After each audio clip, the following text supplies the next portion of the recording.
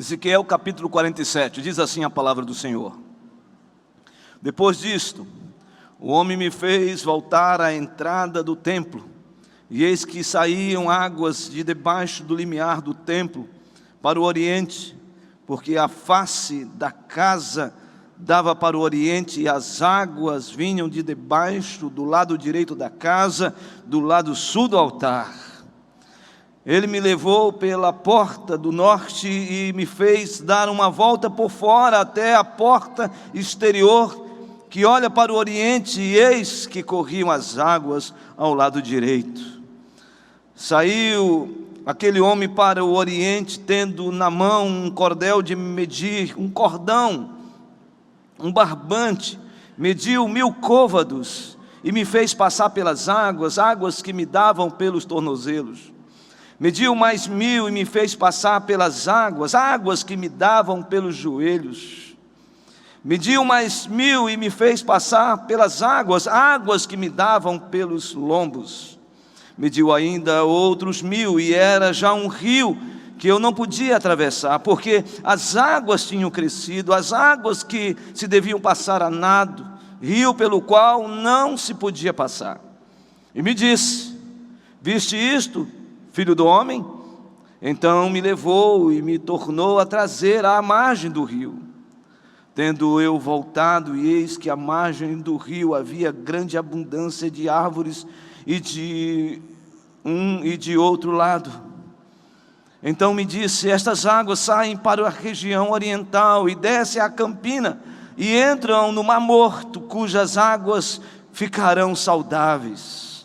Toda criatura vivente que vive em enxames viverá por onde quer que passe este rio, e haverá muitíssimo peixe, e onde chegarem estas águas tornarão saudáveis as do mar, e tudo viverá por onde quer que passe este rio.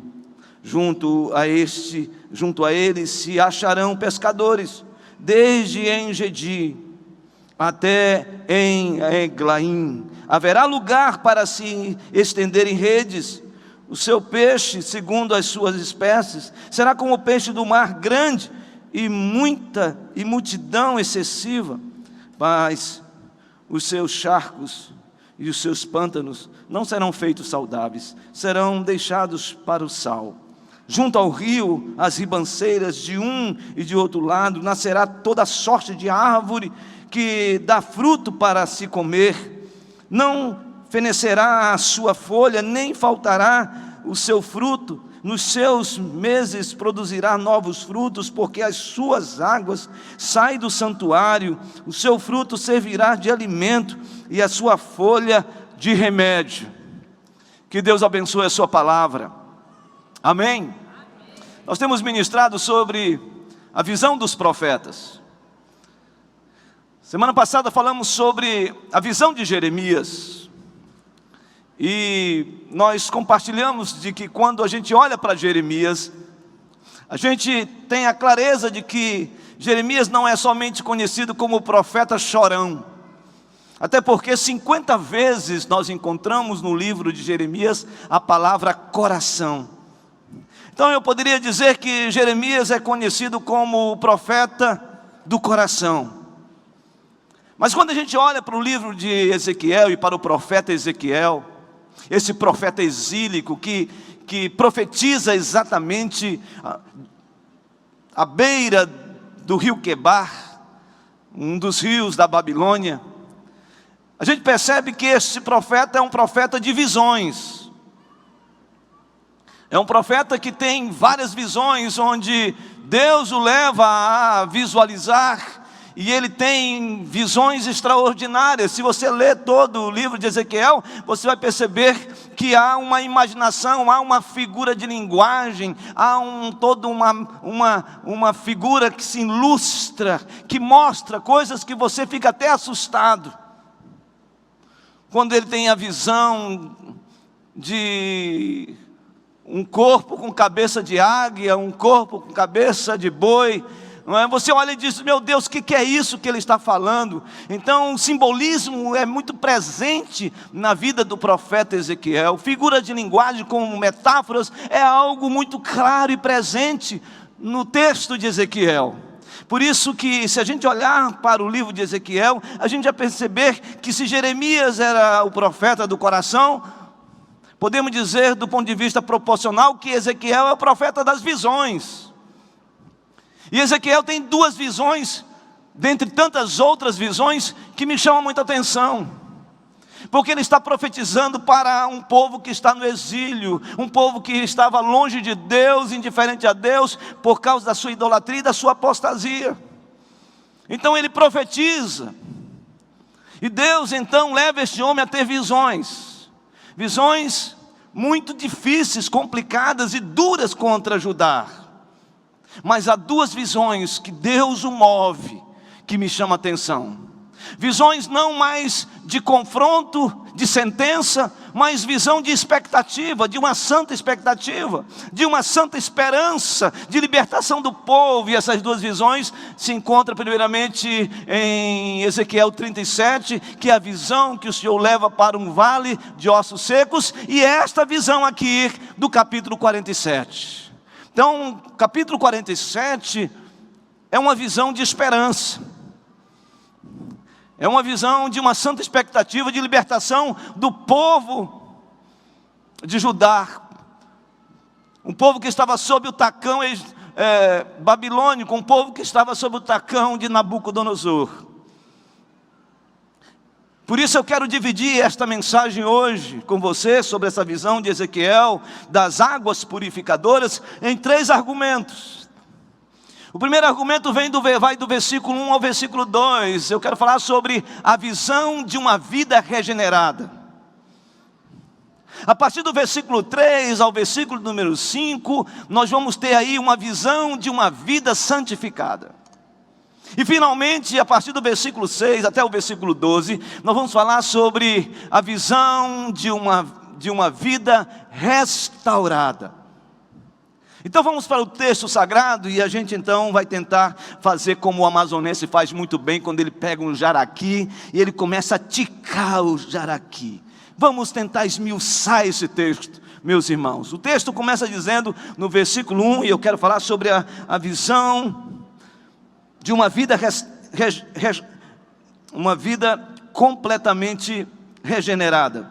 Diz assim: depois disso o homem me fez voltar à entrada do templo, e eis que saíam águas debaixo do limiar do templo, para o oriente, porque a face da casa dava para o oriente, e as águas vinham de debaixo, do lado direito da casa, do lado sul do altar. Ele me levou pela porta do norte e me fez dar uma volta por fora até a porta exterior, que olha para o oriente, e eis que corriam as águas ao lado direito.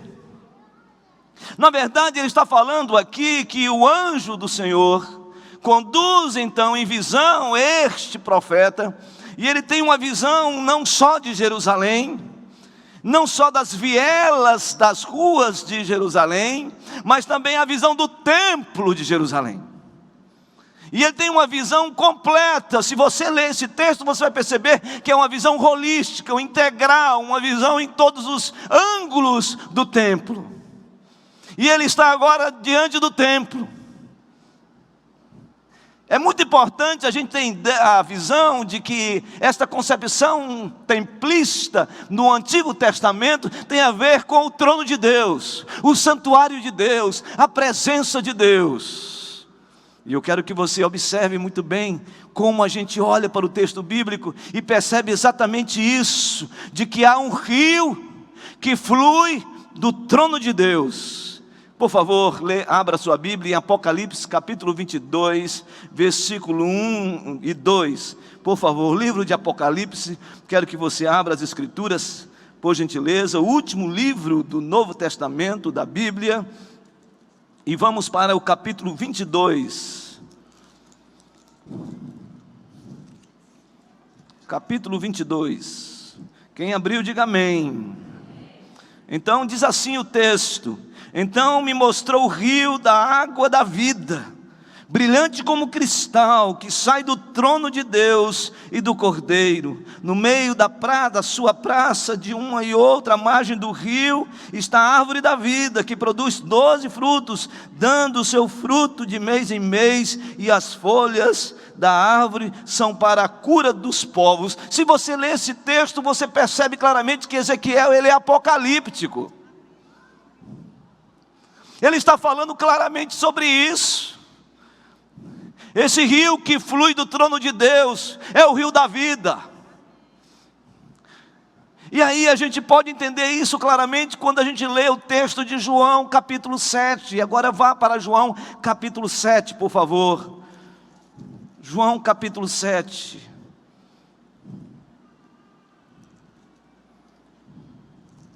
Evangelho de João capítulo 7. Versículo 37 a 39, observe o texto. Diz assim a palavra do Senhor, Evangelho de João capítulo 7, versículo 37. No último dia, o grande dia da festa, levantou-se Jesus e exclamou: se alguém tem sede, venha a mim e beba. Quem crê em mim, como diz a Escritura, do seu interior fluirão rios de água viva. Isto ele disse com respeito ao Espírito, que haviam de receber os que nele crescem, pois o Espírito até aquele momento não fora dado, porque Jesus não havia sido ainda glorificado. Esta é uma cena importante na Bíblia. Jesus está em Jerusalém, há uma festa em Jerusalém. Essa festa é a festa dos tabernáculos. Esta festa é a festa da colheita. E qual era a representação da festa dos tabernáculos e também do tabernáculo e também da colheita? Era uma celebração que eles faziam. Eles faziam a celebração pelos 40 anos que eles estavam no deserto, vivendo no deserto. Então eles, quando se reuniam para celebrar, eles lembravam a libertação do povo de Deus no deserto. Não só no deserto, mas principalmente do tacão egípcio, da opressão egípcia. Então eles estão celebrando, e Jesus está no templo, e ele então vê uma cena com seus discípulos. A cena que ele vê é exatamente o sacerdote no altar, e o sacerdote está com uma jarra na mão. O povo está em volta do altar. O povo, eles estão todos com palmas nas mãos, ramos de palmeiras nas mãos, e ali eles estão em celebração. E o sacerdote sai do altar e vai ao tanque de Siloé e pega água.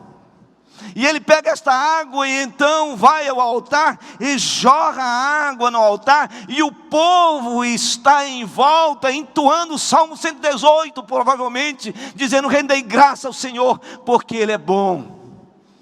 E é nesse momento que o povo está celebrando e que o sacerdote joga água no altar, que Jesus Cristo se levanta no último dia da grande festa e diz: se alguém tem sede, venha a mim e beba. Quem crê em mim, como diz a Escritura, do seu interior fluirão rios de água viva. E isto ele disse a respeito do Espírito.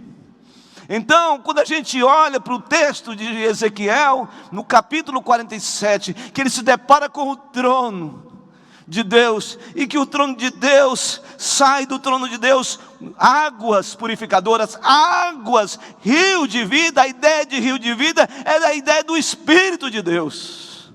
E irmãos, nós sabemos, na nossa teologia, quem regenera o homem é o Espírito Santo.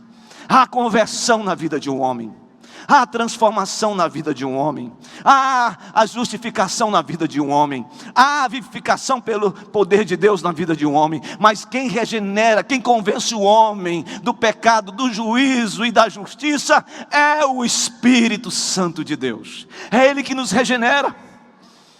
Então esse rio, ele flui, é o rio que flui, que regenera nossas vidas.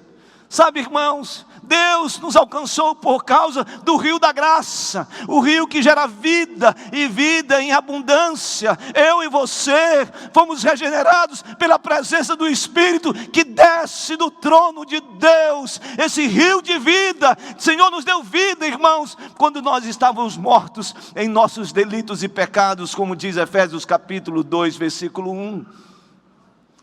Então saiba de uma coisa: Deus fez isso na sua vida, Deus operou isso, Deus selou você com seu Santo Espírito. Efésios capítulo 1, versículo 23, fala sobre isso. Efésios capítulo 1, versículo 13, fala sobre isso. Em que também vós, após ouvirdes o evangelho da verdade e o evangelho da vossa salvação, e tendo nele crido, foste selado com o Santo Espírito da promessa. Então o Espírito Santo, ele nos sela, é o nosso destino para a eternidade. Nós estamos selados, ele é o penhor. Irmãos, nós somos cartas vivas e nós estaremos face a face com o Senhor.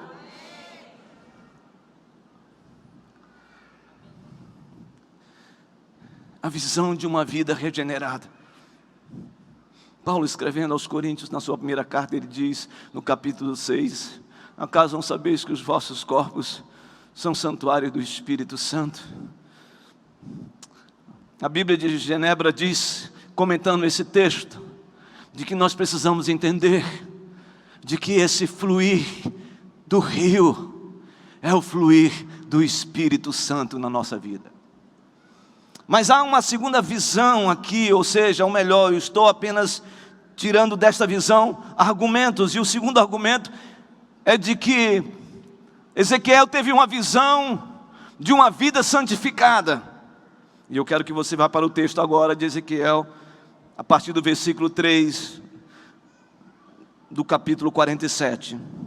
Diz assim: saiu aquele homem para o oriente, tendo na mão um cordel de medir, mediu 1000 côvados e me fez passar pelas águas, águas que me davam pelos tornozelos.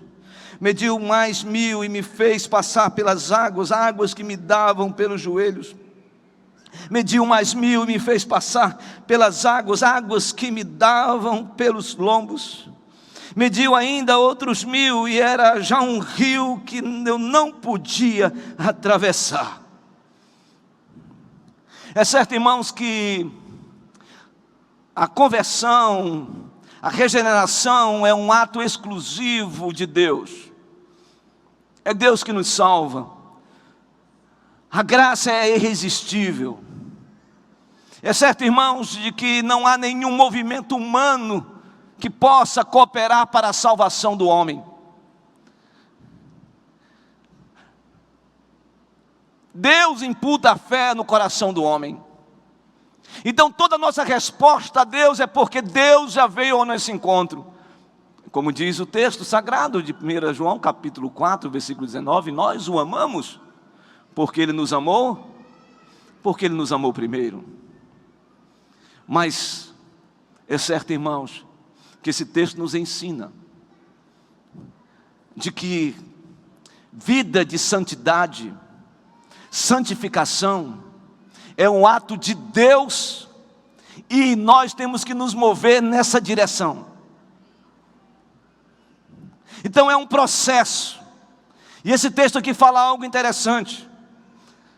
Diz que o anjo leva este profeta numa visão extraordinária desse rio que passa do trono de Deus, que sai do trono de Deus, e ele, quando ele pisa, o texto diz que ele dá uma caminhada de 1000 côvados. 1000 côvados são 500 metros. Então ele faz essa caminhada até chegar um ponto que dá nos seus artelhos, no joelho, ou melhor, nos seus tornozelos. Mas o texto diz que ele não parou ali, e que ele então é levado para mais 1000 côvados, que dá exatamente nos seus joelhos. Ou seja, mais 500 metros, até o joelho, 1 quilômetro, 1000 metros de caminhada.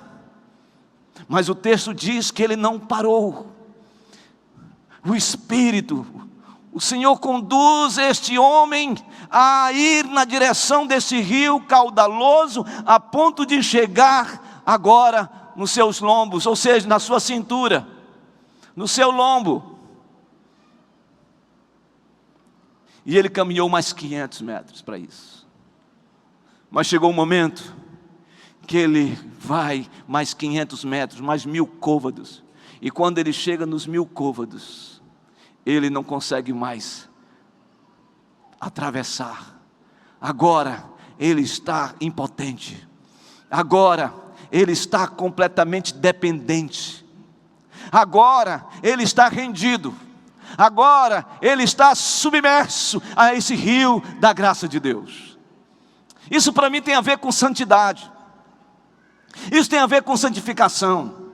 E a grande pergunta que a gente tem que fazer nesse texto é: será que o nosso nível de intimidade com Deus tem sido esse de 2000 côvados?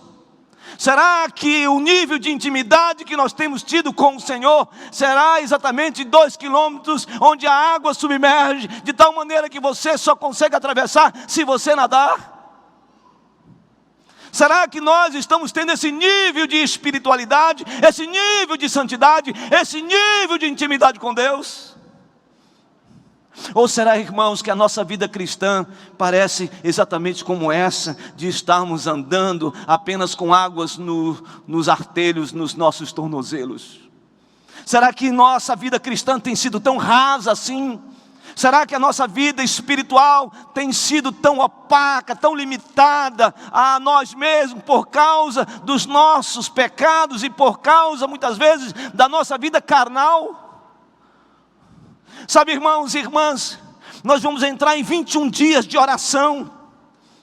Se tem algo que nós devemos pedir a Deus, além de tantos pedidos que nós fazemos, é: Senhor, eu preciso submergir nas suas águas, eu preciso experimentar porção dobrada do seu Espírito. Senhor, não aparta de mim a sua graça. Senhor, eu quero ser sensível à sua voz. Senhor, eu quero ter discernimento do Espírito Santo. Senhor, inunda a minha vida com a plenitude do teu Espírito. É isso, irmãos, que nós precisamos. Porque sem isso, irmãos, a nossa vida é precária, a nossa vida é limitada, a nossa vida não tem sentido. Porque muitas vezes nós somos conduzidos pelas nossas próprias ações e atitudes, longe de termos o entendimento de Deus, porque a nossa vida cristã está rasa, porque ainda essas águas estão nos nossos tornozelos. Irmãos, o meu desejo nessa noite é que você experimente das águas purificadoras, que venham nos seus joelhos, que venham no seu lombo, que venham, cubra você com todo esse fluir de Deus, de tal maneira que você sinta completamente envolvido, tomado pela presença do Espírito Santo. A visão de uma vida santificada. Nós precisamos de mais santidade. Nós precisamos mais de Deus e menos de nós. Nós precisamos de mais oração. Nós precisamos de mais de joelhos quedados. Nós precisamos de mais vida com Deus. Sabe, irmãos, eu estou convencido de que o que nos afasta do pecado que tenazmente nos assedia é uma vida completamente diante de Deus, buscando a santidade de Deus. Não há outro caminho. Quanto mais vida com Deus, mais ojeriza você tem com o pecado. Quanto menos vida espiritual e vida com Deus, mais nós somos susceptíveis a termos uma vida carnal, um pensamento carnal, uma atitude carnal, uma vida mundana. Então a palavra-chave é: mergulhe no Espírito Santo de Deus e seja pleno da sua graça. E finalmente, vamos falar sobre a visão de uma vida restaurada. E o texto vem e nos chama a atenção a partir do versículo de número 7. Diz assim: tendo eu voltado, eis que à margem do rio havia grande abundância de árvores, de um e de outro lado. Então me disse: essas águas saem para a região oriental e descem a Campina, e entram no Mar Morto, cujas águas ficarão saudáveis.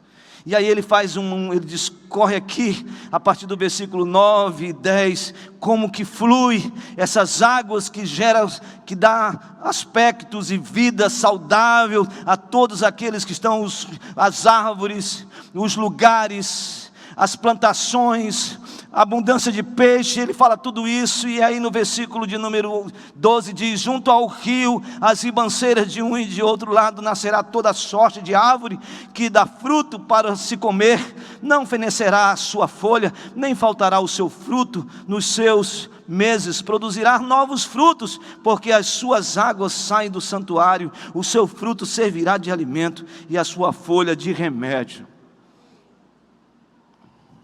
Quando você lê esse versículo 12, não tem como você não pensar no Salmo de número 1, que diz que o justo é como a árvore plantada à beira de um ribeiro. Essa água flui nesta árvore de tal maneira que ela dá fruto no devido tempo, e a folhagem não murcha. Essas correlações nós encontramos na Bíblia, são duplos sentidos de correlações, por isso que a Bíblia é extraordinária. Mas deixa eu chamar a sua atenção, o que mais me impressiona nesse texto. O que mais me impressiona é que esse rio de água viva, esse rio que sai do trono de Deus, do templo de Deus, da presença de Deus, ele vai em tantos lugares, e o texto diz aqui que dentre esses lugares ele vai até o Mar Morto. O pastor Zé João já teve várias experiências de conhecer o Mar Morto, eu também, e eu quero saber se alguém já esteve em Israel. Levanta a mão aí, por favor. Muito bem. E com certeza quem foi em Israel foi até a região de Qumran, onde nós temos o Mar Morto. O Mar Morto é o lugar, é o mar onde está mais aquém de todos os níveis que você possa observar da terra. O nível mais baixo é o Mar Morto. Todo tipo de água que corre para o Mar Morto não vai para nenhum outro lugar, evapora-se. O maior grau de salinidade que existe no mar, e por isso não tem vida nenhuma no Mar Morto, é o próprio Mar Morto. 1/3 da densidade desse mar é de sal, é de salinidade. Se você se jogar para querer dizer assim, eu vou dar um mergulho como eu dou no rio Solimões ou no Rio Negro, a sua cabeça não vai entrar.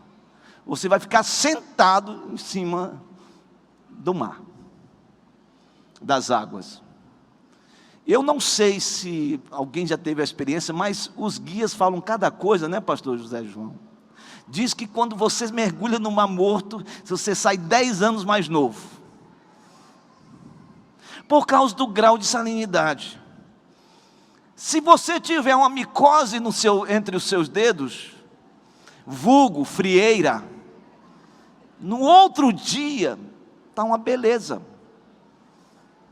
Irmãos, eu não estou divulgando nada. O que eu estou dizendo é que este lugar é o lugar de morte, nesse sentido. É um lugar infrutífero, é um lugar que não tem vida, é um lugar que nada pode acontecer. E olha que Ezequiel está trazendo aqui uma visão muito clara da realidade do que estava acontecendo com Judá, que estavam vivendo uma vida de morte. Ele diz que o rio que sai do trono de Deus, que passa pelas palmeiras, que passa por tantos lugares dando vida às árvores, esse rio também deu vida ao Mar Morto. Então, dar vida nesse texto é muito mais do que fazer algo saudável, é fazer algo que se torne restaurável. Tem a ver com restauração. O que o Senhor está dizendo para Ezequiel: Ezequiel, assim como eu fiz com o mar morto, dei vida, restaurei o mar morto, eu também vou fazer com Judá a mesma coisa. Meu irmão, minha irmã, é exatamente isso. Eu não sei qual é o lado que você está vivendo de morte, um momento de dor, de luto, de dificuldade, de batalha, de crise em todas as áreas. Mas eu quero dizer para você que esse rio da vida que flui do trono de Deus não quer somente fazer você saudável, Ele quer restaurar a sua vida. Ele quer restaurar a sua vida. Ele quer dar vida para você. Ele quer soprar fôlego de vida. Ele quer fazer com que você tenha uma vida restaurada em todas as áreas da sua vida. É isso que Ele quer fazer. Ele quer fazer você de uma árvore frondosa que dá fruto, sabe? É isso que Ele quer fazer na sua vida. E nessa noite eu conclamo você a se render a esse rio da vida, que é o Espírito de Deus, para que você seja restaurado em todas as áreas da sua vida. Porque nós podemos dizer e observar que certamente alguma área da nossa vida precisa de restauração. Eu quero concluir esta mensagem dizendo: sim, Deus está usando Ezequiel para restaurar o povo de Judá. E esse povo foi restaurado depois de 70 anos do cativeiro babilônico. Mas sim também, esta palavra é para os nossos dias. Deus quer fazer de você, que já foi regenerado pelo Espírito Santo, fazer você ter uma vida de santidade, fazer uma restauração em alguma área da sua vida, que talvez você esteja olhando para o outro, e na verdade Deus quer tratar com você. Às vezes a gente está orando pelo outro, para saber, Senhor, restaura fulano, e que bom que a gente pode orar assim, mas quando nós mesmos precisamos de restauração, quando nós olhamos para o porão da nossa existência, quando nós olhamos para aquilo que está lá dentro de nós e que precisa ser tratado, e nós não tratamos. Eu quero desafiar você hoje a experimentar das águas purificadoras, não por causa da palavra do mensageiro, mas por causa dessa palavra que está aqui, que restaura a vida, que restaura a alma, que faz com que a nossa vida de amargor se torne uma vida doce, agradável, saudável, uma vida curada, uma vida restaurada. Eu quero convidar você a ficar de pé agora, nesse momento, e quero fazer um convite para você. Nós vamos cantar um cântico, e eu quero convidar você, meu irmão, a partir de mim. Eu quero dizer para você que é a partir de mim. Eu sou o primeiro a estar aqui com você, porque eu creio nesta palavra, nesse rio que flui do trono de Deus, que regenerou as nossas vidas pelo seu Espírito Santo. E talvez você ainda não tenha tido essa experiência da regeneração, da conversão genuína, da salvação em Cristo Jesus. Talvez seja hoje o seu dia. Mas você que está capengando na sua caminhada cristã, vivendo uma vida cristã sem profundidade, ou então alheio a Deus, ou mais um culto, talvez hoje você diga: Senhor, eu estou aqui, enche-me com teu Espírito, toca na minha vida, tira de mim todo o mal, todo o pecado que impede de eu ter essa experiência contigo. Que você experimente uma restauração profunda, não sendo apenas uma pessoa saudável, mas uma pessoa que declara que assim como o mar morto foi totalmente restaurado nesta visão, que a sua vida seja restaurada pelo poder de Deus nesta noite. Então quero fazer um convite para você, a partir de mim, a orar comigo aqui na frente, sabe? Para a gente orar, quando nós estivermos cantando, a gente, sabe, se alguém te prende, se alguém muitas vezes quer te prender naquele lugar, saiba de uma coisa, é no altar que a gente resolve a nossa vida. Altar que eu estou falando não é esse palco, é o altar do nosso coração. Quero convidar você a isso. E quando nós estivermos cantando, quero orar por você, pai, mãe, por você, casal, por você, viúva, por você, divorciado, divorciada, por você que tem uma vida sozinha. Você que está sentindo assim, eu quero convidar você a esta oração. E eu quero orar com você. Hoje eu quero orar pela sua vida. Então nós vamos cantar esse cântico. Enquanto estivermos cantando, sabe, se desprenda e venha em nome de Jesus. Existe um rio, Senhor. Você quer uma oração? É a hora. Senhor, restaura a minha vida. Senhor, fortalece a minha vida. Dirige os meus passos. Sustenta-me. Ajuda-me. Ajuda-me, Senhor. Esta é a oração. Se o Espírito Santo está falando com você, saia de onde você está e vem. Mas tem que ser o Espírito Santo. O Espírito Santo. Podemos cantar? Tudo vai transformar. Pois o que, irmãos? Diga. Pois leva a vida do próprio. Do próprio. Este rio está. Aonde, irmãos? Neste lugar. Diga isso. Quero beber do teu rio, Senhor. Sacia, Senhor, sacia. Sacia minha sede. Faz o quê? Lava o meu interior. Eu quero, Senhor. Eu quero fluir em tuas águas. Eu quero, Senhor. Eu quero beber da tua fonte. Fonte. Fonte de águas vivas. O que? Tu és o que, Senhor?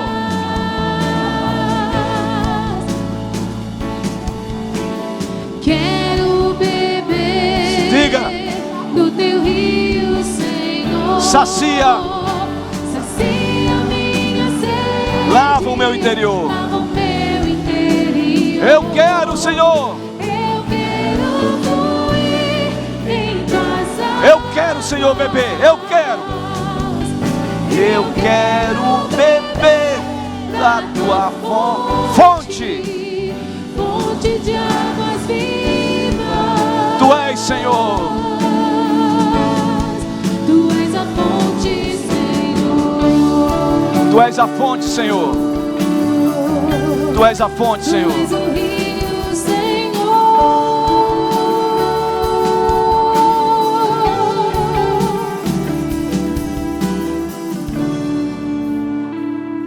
Oh, Espírito Santo, quero convidar os pastores que estão aqui, os presbíteros, por favor. Podem vir, irmãos, nós vamos interceder aqui do alto mesmo e depois nós vamos impetrar a bênção. Pastor Eusto, pegue o microfone, por favor. Nós vamos interceder agora. Nós vamos clamar agora. Nós vamos estender as mãos, irmãos, porque nós cremos nas águas purificadoras. Nós cremos nesse rio que flui do trono de Deus. Você que está onde você está, você que está aqui na frente, nós cremos que o Senhor tem o poder de regenerar, o Senhor tem o poder de santificar, e o Senhor tem o poder de restaurar. Nós vamos orar, vamos chegar bem pertinho dos nossos irmãos, pedir ao pastor Eusto que faça essa oração. Pastor Eusto, vem aqui, ora aqui, meu irmão. Nós vamos orar, estender as mãos sobre esses irmãos queridos. Meu Deus, Senhor, em nome de Jesus, nós estamos aqui em Tua presença, Senhor. Oh, e Deus. após a exposição da Tua palavra, nós nos aproximamos Oh, de Deus. Ti, para pedir a Tua graça e a Tua misericórdia. Sim, Senhor, o Senhor conhece a nossa necessidade. Oh, O Espírito Senhor sabe Santo. como está a nossa vida. E como nós precisamos deste rio, Senhor, que sai do teu trono, que sai do templo, para alcançar nossas vidas e trazer vida aonde só há morte. Deus, em nome de Jesus, venha, Senhor, restaurar, venha, Senhor, trazer vida, venha abençoar, venha curar, venha libertar. Deus, em nome de Jesus, nesta noite, para a glória bendita do seu nome, venha, Senhor, em nome de Jesus, fazer com que este rio nos alcance, com que este rio que flui do ventre daquele que crê em Cristo Jesus. Pai bendito e santo, que haja, Senhor, o teu milagre, que haja, Senhor, o teu toque, que haja, Senhor bendito, esta vida de Deus na vida desta igreja, desses irmãos, dessas famílias. Faça, Deus bendito, para a tua glória, em nome de Jesus. E, Senhor, que haja vida, que haja vida, que haja vida, que haja vida, que haja fruto, que haja, Senhor, viveres, que haja peixes, que haja árvores. Deus, em nome de Jesus, que até mesmo no mar morto haja vida para a glória bendita do seu nome. Faça isso, Senhor, nesta noite, em nome de Jesus. Faça algo diferente, mude a página, mude a história, mude, Senhor bendito, a partir desta noite, no nome de Jesus. E que tudo, Senhor bendito, que antes só trazia tristeza, mágoa, agonia, angústia, dor, seja agora retirado, arrancado. E que o óleo de Deus, a unção de Deus, a presença de Deus, a presença do Santo Espírito venha, Senhor, inundar esses corações e fazer a tua vontade. No nome bendito de Jesus. Quero beber, aleluia, do teu rio, Senhor. Aleluia. Sacia minha sede, lava o meu interior. Pastor, Petra a bênção. Depois. Em tuas declare, diga. Eu quero beber da tua fonte, fonte de águas vivas. Tu és, Senhor. Eu quero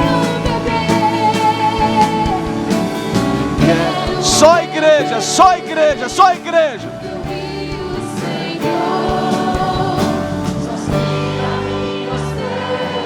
Declare. Fale isso bem forte.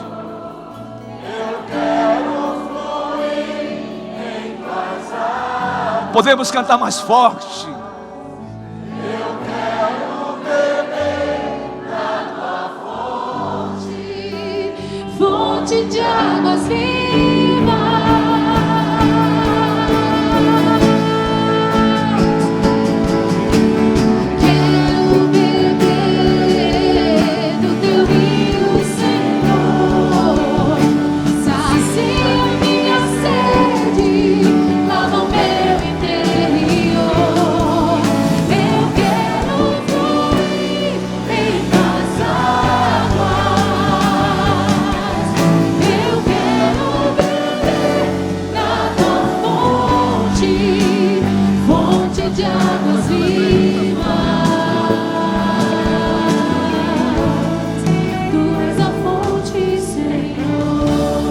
Aleluia, aleluia, aleluia, aleluia. Irmãos queridos e amados, estenda suas mãos e recebam a bênção do Senhor. Que o amor de Deus, o nosso Pai, oh Deus, a graça salvadora e regeneradora, vinda de nosso Senhor e Salvador Jesus Cristo, que as consolações e as virtudes do Espírito Santo de Deus seja sobre vós, igreja de Deus, filhos amados do Senhor, oh Deus, aqui reunidos, espalhado em toda a face da terra, agora e para todo sempre.